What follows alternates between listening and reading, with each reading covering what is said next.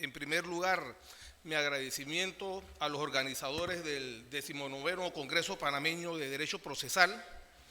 Mis respetos aquí a los integrantes de la mesa de expositores. Siento que por lo menos los interioranos tomamos el control de la exposición vespertina. Tenemos a un chiricano, a un santeño y un tableño que debe de venir por ahí, que es don Rigoberto González, y bueno, yo que soy de aquí de Chitré. Bueno, en primer lugar, el tema que se me ha asignado es la fuerza normativa de la interpretación constitucional. Y pretendemos desarrollarlo a través, por así decirlo, de tres secciones. El primero, la supremacía de la Constitución. El segundo, el control de constitucionalidad. Y el tercero, la interpretación constitucional. La Constitución, debemos partir con las siguientes afirmaciones. La Constitución es un documento abierto, es un documento indeterminado. Y la razón de ser de ello es que la Constitución va orientada a regular diferentes posiciones políticas que existen al momento en que es elaborado el Estatuto Constitucional. Pero también es abierta y es indeterminada porque pretende regular varias generaciones. Y el constituyente es muy claro en este sentido.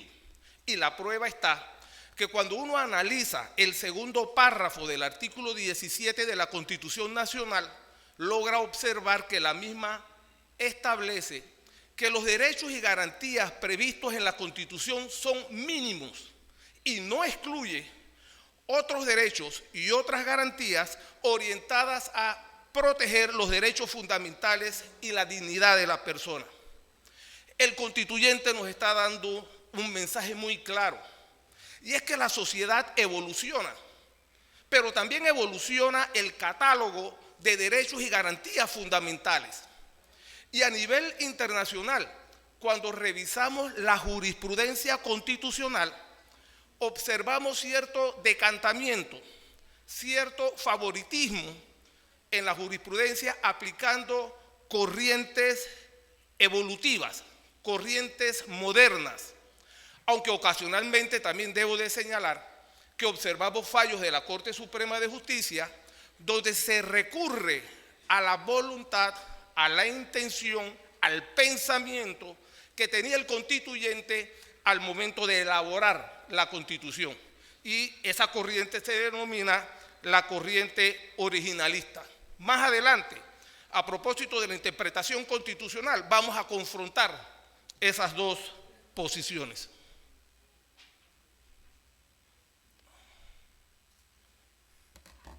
La supremacía de la Constitución. ¿Qué es la supremacía de la Constitución? Es uno de los principios fundamentales, cardinales de nuestro sistema de jurídico. Porque a través del principio de supremacía de la Constitución se busca que toda disposición legal, reglamentaria y actos de autoridad se ajusten a los principios, a los valores, a las garantías previstas en la Constitución. Este principio de supremacía constitucional parte de la premisa de que la Constitución es la norma suprema y que por debajo de la Constitución nos encontramos con leyes, con decretos, con reglamentos y con actos de autoridad. Y cuando cualquiera de ellos ataca o lesiona una garantía fundamental, se convierte en inconstitucional y debe de ser expulsado del ordenamiento jurídico. ¿Qué requisitos se deben de cumplir para que tenga lugar la fundamentación de la supremacía constitucional? El primer requisito es, debemos de tener una constitución rígida, es decir, una constitución que sea difícil de reformar, una constitución que tenga un quórum de reforma totalmente distinto al quórum que se requiere para una ley normal. Porque si eso no ocurre, no se puede dar el ejemplo de que el diputado o legislador apruebe una ley inconstitucional y como es fácil modificar la Constitución, entonces ajusta la Constitución al presupuesto de inconstitucionalidad que está aprobando. Y el segundo requisito es que debe de existir un control de constitucionalidad. En otras palabras, debe de existir un órgano, debe de existir una autoridad con la competencia, llámese Corte Suprema de Justicia, llámese Tribunal Constitucional, con la competencia de conocer aquellos actos, disposiciones, reglamentos contrarios a la Constitución, declararlos inconstitucional e expulsarlos del ordenamiento jurídico. El control constitucional. De acuerdo a nuestro ordenamiento jurídico, el control constitucional lo ejerce la Corte Suprema de Justicia en pleno. Y hay 3 mecanismos para ejercer el control de constitucionalidad. La acción autónoma de inconstitucionalidad es cuando cualquier individuo acusa de inconstitucional un acto, una disposición legal, y le va a corresponder al Pleno de la Corte analizar la constitucionalidad o no de esa norma o de ese acto atacado. La consulta de constitucionalidad es frente a la existencia de un proceso, el juez al momento de decidirlo observa que la norma que va a aplicar para resolver la controversia es una norma inconstitucional y lo eleva a la Corte Suprema de Justicia. Y el otro supuesto es que frente a ese proceso que va a ser decidido por un juez, cualquiera de las partes le advierte al juez que la norma que va a aplicar y que va a resolver el caso es inconstitucional. Y le corresponde entonces al juez elevarla ante el Pleno de la Corte Suprema de Justicia. Y el último mecanismo de control de constitucional es la objeción de inexequibilidad.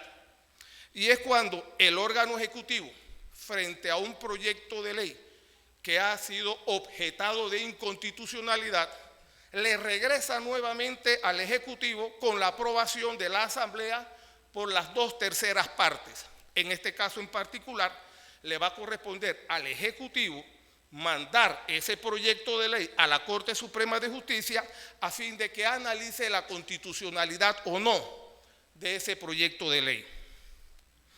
A lo largo del tiempo se han desarrollado diversos sistemas de control de constitucionalidad. Hablamos de un sistema difuso, de un sistema concentrado y de un sistema mixto. El sistema difuso. El sistema difuso existió en Panamá desde 1917 a 1941. Este es un sistema de control de constitucionalidad propio del sistema de administración de justicia de los Estados Unidos y parte de la premisa que cualquier juez, frente a cualquier tipo de proceso, civil, penal, administrativo, de familia, que advierta que la norma que va a aplicar es inconstitucional, está facultado para manifestar que no va a aplicar la norma al caso porque la misma es inconstitucional. Pero la característica que tiene este sistema es que esa norma no desaparece del ordenamiento jurídico. Existe la posibilidad que otro juez en un caso futuro la pueda aplicar. El otro sistema es el del sistema concentrado. Este es el sistema que adoptó Panamá desde 1941 a la fecha. Y parte de la premisa que un solo órgano, una sola autoridad es la competente para conocer de cualquier controversia constitucional. Y en el evento de que se declare la inconstitucionalidad de esa ley, de esa resolución, de ese reglamento, de ese acuerdo, sí tiene la característica de que es expulsada del ordenamiento jurídico. Este sistema de control concentrado, por así decirlo, es propio o responde al modelo europeo de justicia. Y decimos que el mismo fue aprobado con la Constitución de 1941, toda vez que cuando observamos el artículo 188 de ese estatuto constitucional, el mismo lee de la siguiente manera: a la Corte Suprema de Justicia se le confía la guarda de la integridad de la Constitución. En consecuencia, le corresponde decidir definitivamente sobre la constitucionalidad de todas las leyes, etc. Entonces, este es el fundamento que me lleva a mí a considerar que Panamá tiene un sistema concentrado de constitucionalidad. Al día de hoy, la Constitución actual, el artículo 206, numeral primero, prácticamente repite lo que en su momento establecía el artículo 188 de la Constitución del 41. Bien, ya hemos dicho, el otro es el sistema mixto, perdón. Y el sistema mixto no es más que la mezcla de características del sistema difuso y del sistema concentrado. En conclusión, va a depender de las características de cada sistema de administración de justicia constitucional de cada país, a ver cuál de estos tres sistemas es el que corresponde. Hemos señalado hasta el momento que la Constitución es la norma superior, que existen diferentes modelos para garantizar el cumplimiento del principio de supremacía constitucional. Corresponde ahora determinar la forma de interpretar la Constitución. En la interpretación constitucional se debe tomar en consideración una serie de factores. El principio de dignidad humana, la característica de defensa irrestricta de los derechos fundamentales. Y con relación a estos dos temas, la interpretación que debe de realizar el juez constitucional tiene que ser una interpretación amplia, abarcadora. Lo contrario no ocurre con el tercer factor, que es el control de poder. Allí el juez constitucional tiene que ser restrictivo al momento de llevar a cabo una interpretación. Entonces hay factores que te dan una guía, que te dan una orientación, que te dan un manual de cómo tú debes de interpretar la Constitución, pero también hay principios. Y se habla de principios generales y de principios particulares. Entre los principios generales, es decir, que deben ser tomados en toda interpretación constitucional, hablamos del principio pro homine, que es la piedra fundamental del Estado constitucional de derecho. El juez tiene que utilizar ese principio al momento de interpretar la Constitución, desde el preámbulo hasta la disposición final y transitoria. El otro principio es el de la arbitrariedad. Y este principio lo que prohíbe, de la razonabilidad, y ese principio lo que prohíbe es la arbitrariedad en la interpretación. Y finalmente tenemos el principio de la proporcionalidad, que busca la eliminación o los límites de exceso. Hay principios generales aplicables en cada momento que voy a interpretar la Constitución, y hay principios particulares o específicos que van a depender de cada caso en particular. Y esos principios específicos o particulares son el principio de unidad de la Constitución, el principio de concordancia práctica, el principio de corrección funcional, de función integradora y de la fuerza normativa de la Constitución.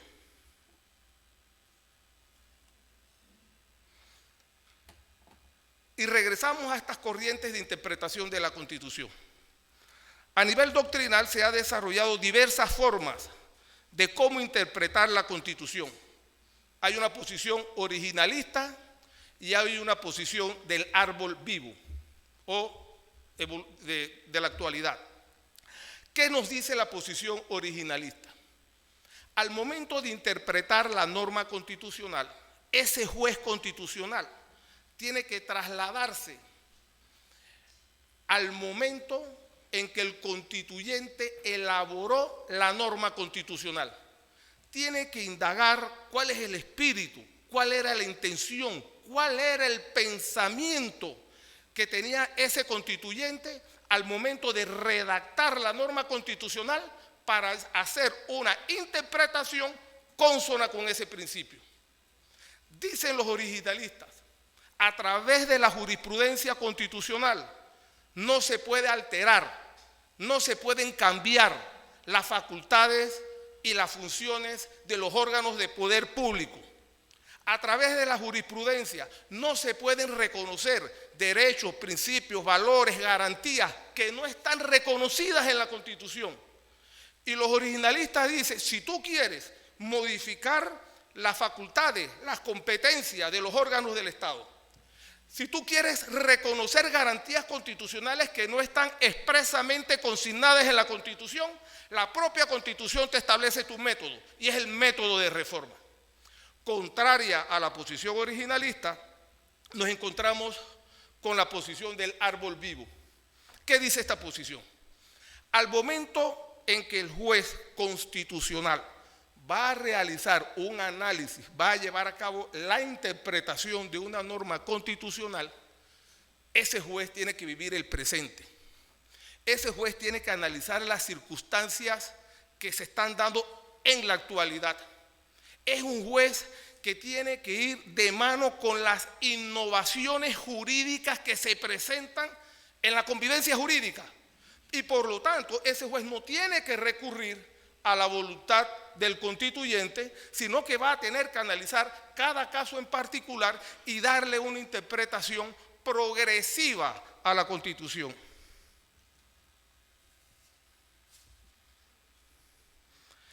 Si el ordenamiento jurídico constitucional debe ser dinámico y vital, living constitution, el concepto de fuerza normativa de la Constitución se convierte en un concepto interpretativo por excelencia, en virtud del cual la justicia constitucional, para apreciar la inconstitucionalidad de una norma legal impugnada, además de las disposiciones constitucionales, incorpora las leyes de desarrollo constitucional y las relativas a los derechos fundamentales. Máxime, si por mandato constitucional los derechos fundamentales y libertades se interpretan de conformidad con los tratados sobre derechos humanos de lo que se es parte. Es aquí donde surge la doctrina y la jurisprudencia constitucional denominada del bloque de la constitucionalidad. El bloque de la constitucionalidad es un resultado de esta corriente de interpretación del árbol vivo. Ese bloque de la constitucionalidad que dice que lo integra la Constitución del 72, la Constitución del 46, la costumbre constitucional, los fallos de la Corte durante el régimen constitucional y el reglamento de la Asamblea de Diputados. Y es que en ese fallo de 30 de julio del 90, a nuestro criterio es un ejemplo de esa corriente evolutiva, de esa corriente del árbol vivo. ¿Qué nos dice la jurisprudencia? En el sistema jurídico panameño existe un bloque de constitucionalidad al cual pueden referirse los juicios sobre la constitucionalidad de leyes ordinarias, decretos u otros actos de inferior jerarquía, sujetos al control de constitucionalidad. La infracción de este bloque de constitucionalidad determinaría la inconstitucionalidad de la ley impugnada ante la Corte Suprema de Justicia. Y por el contrario, su conformidad con algunos elementos integrantes de dicho bloque determina la constitucionalidad de la norma impugnada. Una vez señalado los temas concernientes a la interpretación constitucional, corresponde ahora analizar los efectos de dicha interpretación.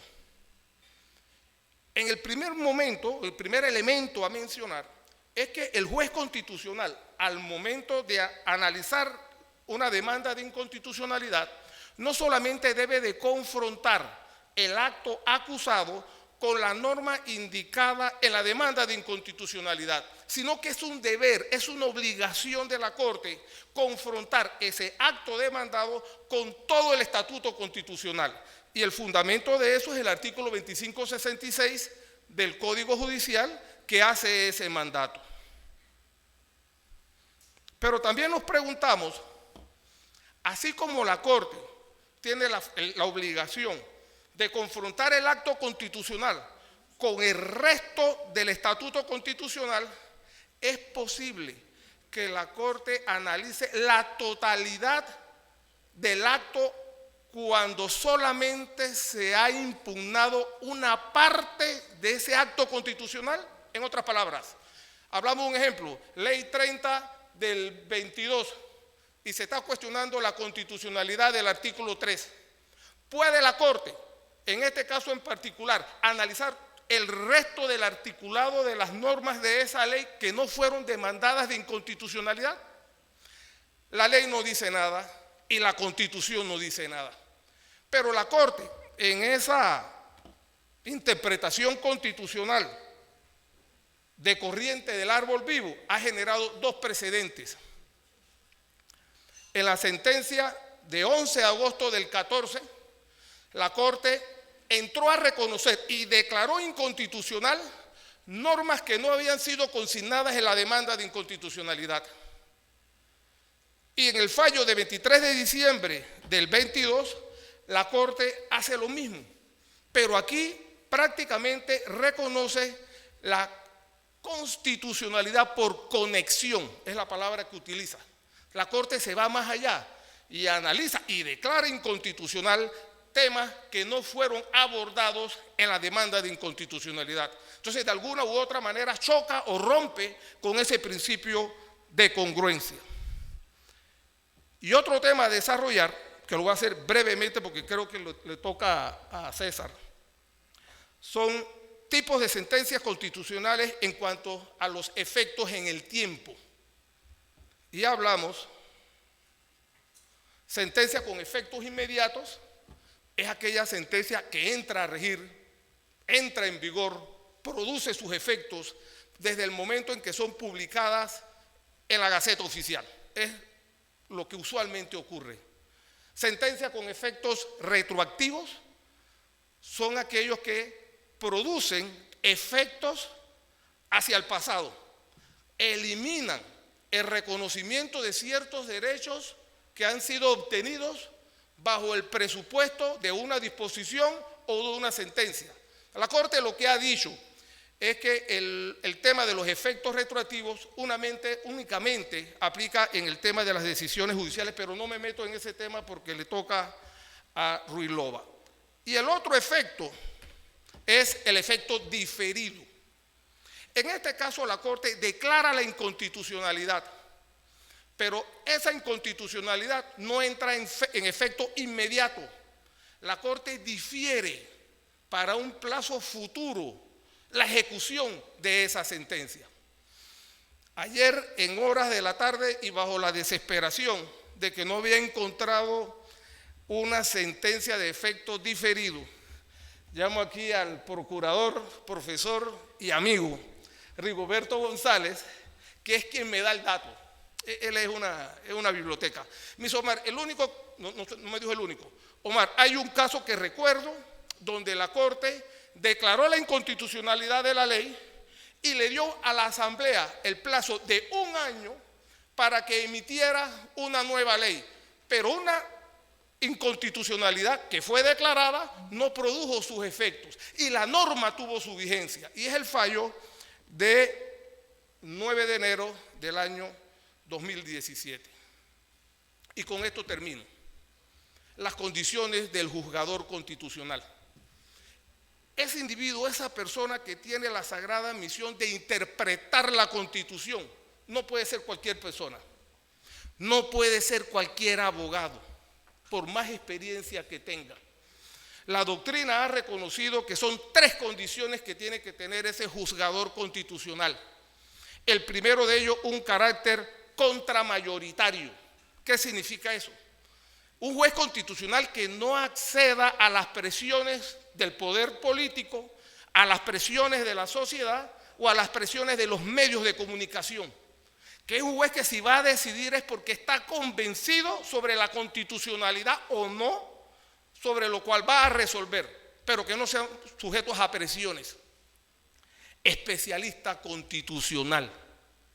Quien tiene la función de administrar justicia en materia constitucional tiene que ser un especialista en el tema. No puede ser un abogado que maneje civil, penal, de familia, laboral, arbitraje. No, tiene que ser un juez que se haya dedicado, que tenga años en los estudios de la materia constitucional. Y el tercer requisito o condición es coherencia en sus decisiones. Un juez que motive sus decisiones constitucionales.